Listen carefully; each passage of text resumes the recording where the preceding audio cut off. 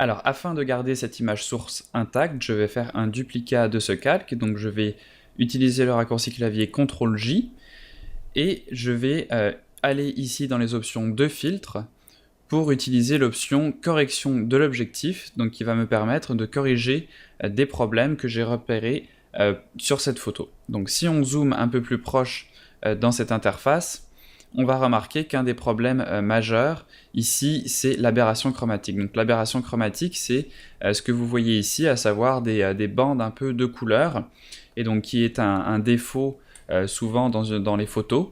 Donc on va vouloir le corriger. Alors on a des outils dans Photoshop pour faire ceci.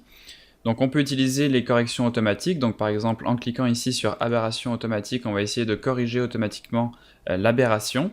Donc on va attendre que Photoshop finisse de calculer et vous voyez que ça ne règle pas vraiment les problèmes. Donc on va décocher cette option ici et on va aller dans les options personnalisées pour régler nous-mêmes les paramètres d'aberration chromatique. Donc là, ici, on a plusieurs curseurs. On a les franges rouge, cyan, franges vert, magenta et bleu et jaune. Donc là, on se rend compte qu'on est plus dans le rouge, cyan et vert, magenta que le bleu et le jaune. Donc on va laisser tomber ce dernier curseur ici. On va s'intéresser aux deux premiers. Donc là, en déplaçant le curseur vers la gauche ou vers la droite, on va pouvoir corriger cette aberration chromatique.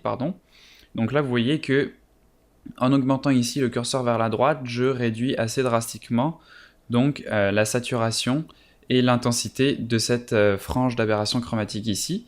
Je vais utiliser le deuxième curseur ici vert magenta pour essayer de continuer de corriger le tir jusqu'à arriver à un résultat satisfaisant en utilisant les deux curseurs.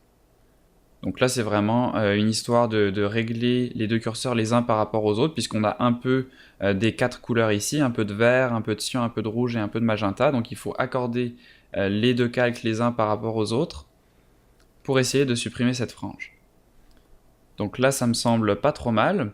On va ici cliquer sur aperçu. Donc le fait de décocher la case aperçu ici, ça va nous permettre de voir le avant-après. Donc ça, c'est ce qu'on avait avant. Et ça, c'est ce qu'on a après. Donc il reste encore un tout petit peu de saturation ici, mais c'est quand même beaucoup moins que ce qu'on avait avant. Donc on va laisser ça comme ça pour l'instant.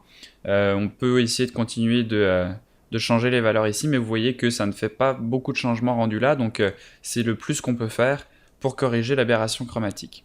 Alors je vais revenir à 100%. Donc je vais cliquer ici et je vais mettre taille écran. Donc pour revenir à mon image en entier. Et vous voyez qu'on a aussi une déformation ici donc de la lentille. Donc j'ai pris cette photo ici avec un 17 mm, donc là vous voyez ici les paramètres de la photo, donc un Canon EOS 60D, on voit le modèle de l'objectif, le temps d'exposition, etc. Et ici donc la focale utilisée. Donc 17 mm c'est vraiment un grand angle, donc ce qui donne ici les déformations sur les angles. Alors on a une possibilité ici de corriger en fait la déformation avec ce curseur, donc en allant d'un côté ou de l'autre. Donc là vous voyez qu'on va venir modifier en fait les bords de notre image principalement pour essayer de les remettre droits. Donc on peut utiliser ce curseur pour essayer de corriger déjà la déformation. Donc je vais le mettre par exemple à 6, ça me semble pas mal. Et on va valider cette correction de l'objectif.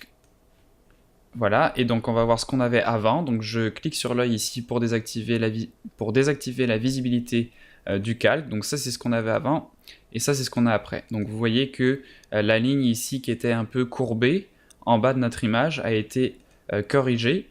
Et dans la prochaine partie, vous allez voir comment on va faire pour corriger encore plus précisément la déformation de l'objectif.